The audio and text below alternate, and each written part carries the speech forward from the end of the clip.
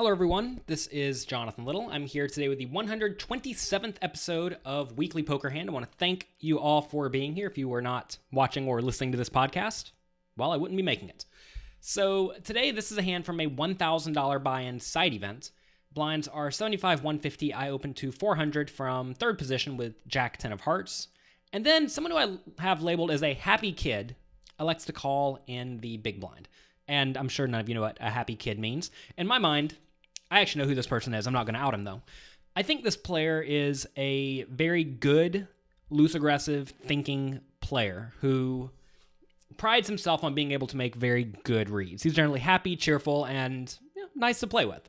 So I think his view of me is that he thinks I'm generally a little bit too tight / old school live pro, which, may or may not be the case. But it's important to understand what your opponents think about you. So, knowing that, what should I be doing? Well, if my opponent expects me to be too tight, I should definitely loosen up significantly, especially if my opponent's going to be inclined to make somewhat big folds. So, that's going to lead me to 2-barreling, 3-barreling, etc. a little bit more often than I should. So the flop comes 9-9-4, one heart. I am almost certainly going to continuation bet this flop. The pot's 875. I do bet 400 when my opponent checks from the big blind. It's also worth mentioning that the guy in the big blind is going to defend very wide. He's a good, loose, aggressive online kid, as I think I mentioned. So I do bet 400. I'm going to be doing this with a lot of my range, and this is a nice hand to do it with because notice any heart is good, any queen, jack, 10, 8 is not so bad. So that's a spot where I'm going to bet a lot of the time. The turn's a 9 of clubs, so now it's 9-9-4-9. Now, normally, you really don't want to see a 9 on the turn, because now if your opponent has any ace high or any pair, he's virtually never going to fold to a turn and a river bet. However, I know that this player thinks I am a little bit too snug. So if he thinks I'm a little bit too snug, he's not going to think that I'm bluffing very often at all here if I bet. So if I do bet, what hands do I expect someone who expects me to only bet with strongish hands to call with? Well, let's imagine he has his most likely reasonable hand, which is going to be a 4, like ace 4, king 4, queen 4, jack 4, 8 4, 7 4, 6 4, 5 4, etc. If he has that hand, I think he'll very likely call a turn bet and then fold on the river.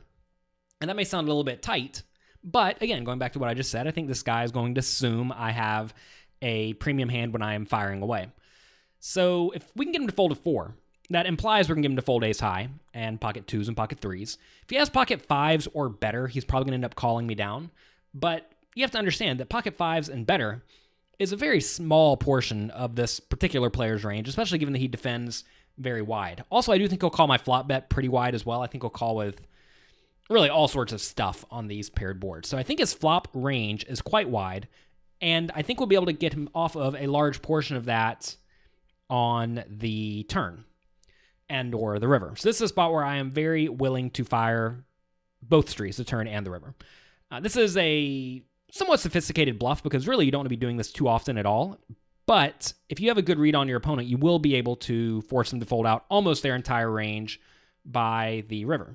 We actually discuss this in one of my more recent books titled Bluffs. You can check it out at jonathanlittlepoker.com/bluffs. We actually go through 18 situations. Well, we go through about 100 situations, but 18 specific scenarios where you will be able to steal more pots than you likely do just by increasing your levels of aggression and taking advantage of your opponent's mistakes. I say we because I actually wrote the book with one of my students who went from being a somewhat tight passive player who had relatively few results to now he's cashed for well over $100,000 this year, and every time he plays, he wins. So the purpose of the book was to show that anyone can use these strategies, not just professionals, but I've taken one of my students, and he's been working really hard to implement these things, and he's had great results. So check that out at jonathanlittlepoker.com/bluffs. Anyway, turns a 9, like I said, 9-9-4-9. I'm going to be betting here again. I bet 1,000. This is exactly what I would do if I had a good hand. I would want to try to get money in the pot. Maybe if I'm trying to be somewhat exploitable or trying to exploit my opponent, I could bet smaller with my nut hands and bigger with my bluffs.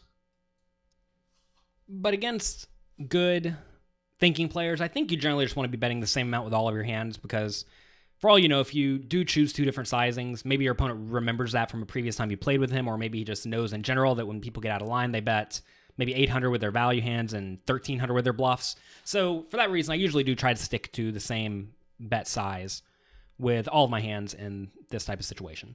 So anyway, I do bet 1,000, and my opponent very quickly folded, and I assumed he had nothing, but he actually turned over a 4. So what does that mean? That means that this player is so confident in his reads that he thinks he can make this huge exploitable fold with a 4 because he assumes I'm only betting with my premium hands.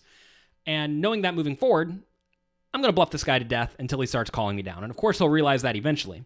But you really don't want to let your opponents know that you're capable of making big folds because, well, now I'm going to start bluffing a lot. And I really doubt this player is going to adjust by starting to call way too often. I mean, maybe he will, and maybe he'll get me a time or two. But I think most likely I'm just going to get away with bluffing this guy for a very long time. So that's going to be it for this episode of Weekly Poker Hand. I want to thank you for being here. Again, if you've not checked out my newest book, Bluffs, you can get it at jonathanlittlepoker.com/bluffs. Also, if you've never downloaded any of my books on Audible, you can get the audiobook completely for free at jonathanlittlepoker.com/free. Full details are over there. So thanks a lot for watching or listening. I'll be back next week with another episode of Weekly Poker Hand.